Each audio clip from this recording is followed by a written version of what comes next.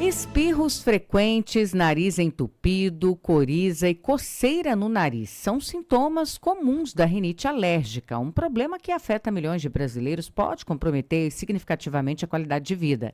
Neste mês em que foi celebrado o Dia Mundial da Alergia, a data chama atenção para a importância do diagnóstico precoce e do tratamento adequado das doenças alérgicas. Além do desconforto, a rinite merece atenção porque pode estar diretamente relacionada a outras condições respiratórias, especialmente a asma. Entender essa ligação e controlar corretamente as alergias é um passo importante para prevenir crises e melhorar a saúde respiratória. E para falar sobre esse assunto, a gente recebe a doutora Kênia Assis Chaves, médica otorrinolaringologista. Doutora Kênia, bom dia, bem-vinda, viu? Bom dia, Cris. Obrigada pela oportunidade para a gente falar aí. Tantas pessoas que sofrem com rinite alérgica, que acham que isso é normal, que eu tenho que viver assim o resto da vida e que eles precisam saber que isso pode ser assim tratado, pode ser controlado, né? Pois é. Para a gente começar, o que é, assim, eu dei um spoiler aqui, você viu, né? O que é a rinite alérgica e por que ela é considerada uma das doenças alérgicas mais comuns aí na nossa população? Estima-se que até 30% da população tem rinite alérgica, Olha. né? É claro que em graus variados, mas basicamente a rinite alérgica é uma inflamação do nariz causada por uma resposta imunológica. O nosso sistema imunológico responde a substâncias que seriam inofensivas. As mais comuns, pó, poeira, que é o famoso ácaro, mas também pelo de animais, mofo e produtos de cheiro forte. Olha. E causa esse tipo de sintoma que você falou. Aquela pessoa, o mais comum, o paciente fala, nossa, eu acordo enquanto eu não estou 10 espirros, eu não melhoro. Não é? Ou se não, fica... Sequência, né, de espirros. Em sequência, isso. Ou se não, fica fungando o tempo inteiro, ou com coriza, muito comum. Tem gente que fica até, coça tanto o nariz, fica até com o nariz em vermelho, assim, nariz verdade, de palhaço, né? Verdade. Reclama também de nariz entupido e pode evoluir para olho coçando, lacrimejando, dor de garganta também, e aí vai aumentando. Super desconfortável, né? Agora, tem muitas pessoas, doutora, que convivem com esses sintomas, às vezes, por anos e acreditam que isso é normal. Quando é que a rinite, ela deixa de ser um incômodo passageiro e passa a ser mesmo um acompanhamento médico?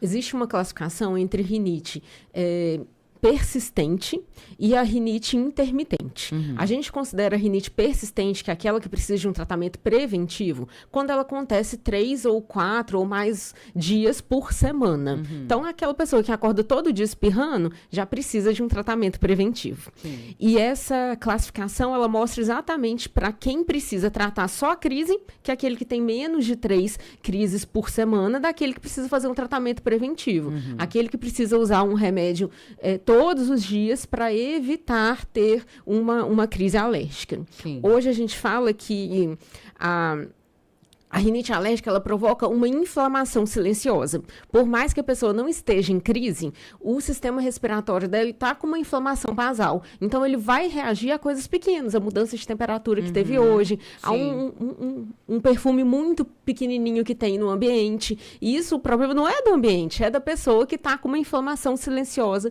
uma inflamação crônica. Então, fazer o tratamento preventivo para essas pessoas que têm mais de 4 dias de sintomas por semana é essencial.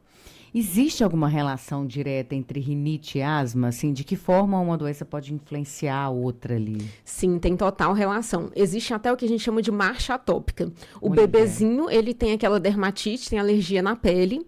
Depois, a criança pequena vai ter a asma, que é a alergia dos pulmões, e depois o adolescente, o adulto, vai ter a rinite alérgica, que é a alergia do nariz. E depois, quando idoso, ele pode voltar a ter asma, tá? Nossa, Então, uma tá ligada à outra. na verdade, a rinite alérgica e a asma são a mesma doença. É a mesma reação exacerbada do nosso sistema imunológico a substâncias inofensivas, cada um manifesta em uma parte do sistema respiratório, mas as duas são do sistema respiratório. Sim. Inclusive, a gente sabe que 80% dos pacientes com asma têm rinite alérgica também. E controlar a rinite alérgica controla também a asma. Então, são doenças extremamente relacionadas e controlar uma controla a outra. Agora, quais fatores costumam desencadear ou agravar as crises de rinite? O que pode ser feito para reduzir esses gatilhos aí no dia a dia, doutora? Eu comecei a falar, né? Mas os gatilhos mais comuns são pó, poeira, produto de cheiro forte, pelo e mofo. Olha. E a primeira coisa que a gente tem que fazer é deixar o ambiente bem arejado. Inclusive, a gente acredita que esteja aumentando a rinite alérgica exatamente por a gente ficar cada vez mais em ambiente fechado. Não é? Mas, além disso, colocar capas próprias para tapete, para colchão e para travesseiros e ficar trocando ela com frequência. Evitar tapete, carpete, principalmente dentro do quarto, né? Cortina, ter aquelas persianas ou blackout, que são de fácil limpeza. Evitar também bichinho de pelúcia no quarto. Nossa, deixar só para hora de brincar. Um point para eles, né? Para os ácaros. Não, e o mais difícil é bichinho de estimação. Não deixar dentro do quarto, deixar fora do quarto. Se puder ficar fora de casa, melhor ainda. Mas aonde eles estiverem, passar um pano úmido todo dia. Outra coisa também, evitar varrer, que a gente levanta aquela poeira e passar um pano úmido.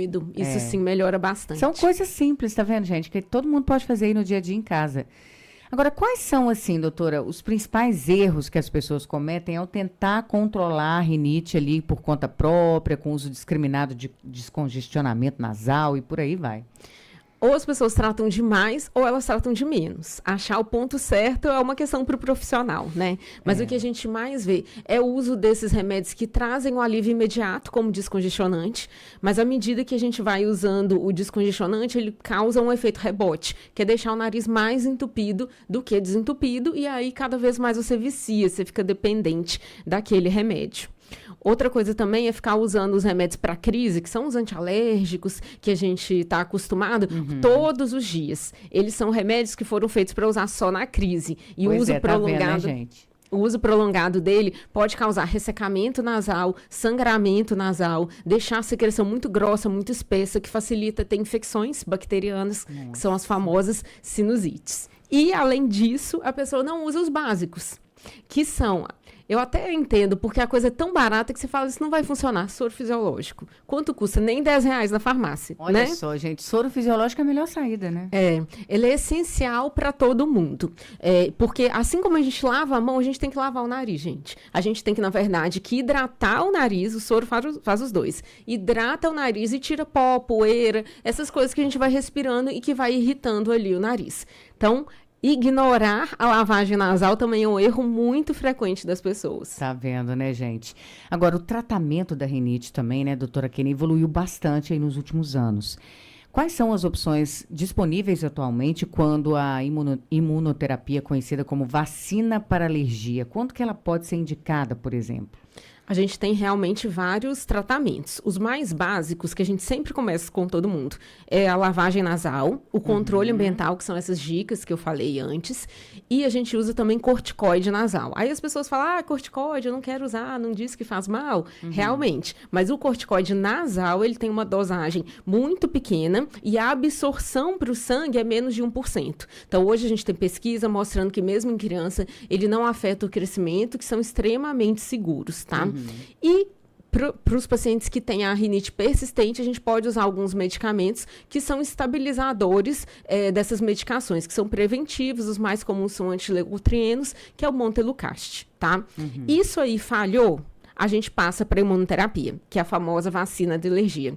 Realmente é um tratamento que eu gosto bastante, porque ele é o único tratamento que interfere nessa história natural da doença, que eu falei aquilo, da dermatite, da asma, da rinite, depois volta para a asma. É o único tratamento que, de fato, interrompe esse ciclo, tá? Eles são vacinas, hoje a gente tem oral que a pessoa toma em casa, ou ele é aplicado no consultório, pode ser uma vez por semana, pode ser a cada 2 meses, depende ali do fabricante, mas ele vai afetar essa história natural da doença e vai causar um efeito prolongado, ali de 2, 5 anos. Você usa um tempinho, pelo menos 6 meses a 2 anos, e fica depois mais 2, 5 anos sem sintoma. Então, é um tratamento que faz uma diferença bem grande. Com certeza, avançou mesmo. Agora, só para a gente concluir, doutora, qual mensagem assim que você deixa para quem convive com alergias respiratórias, e ainda acredita que espirrar, respirar mal, dormir com o nariz entupido faz parte da rotina, né?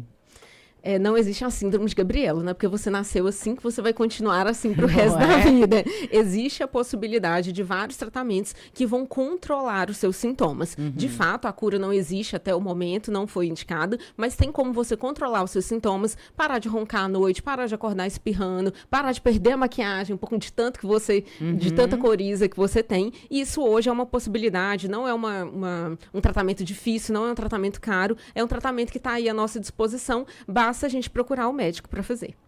Bom, nós conversamos com a doutora Kênia Assis Chaves, médica otorrinolaringologista, falando sobre as alergias respiratórias e os tratamentos também. Muito obrigada pela sua participação, viu, doutora? Obrigada, Cris. Até a próxima. Até.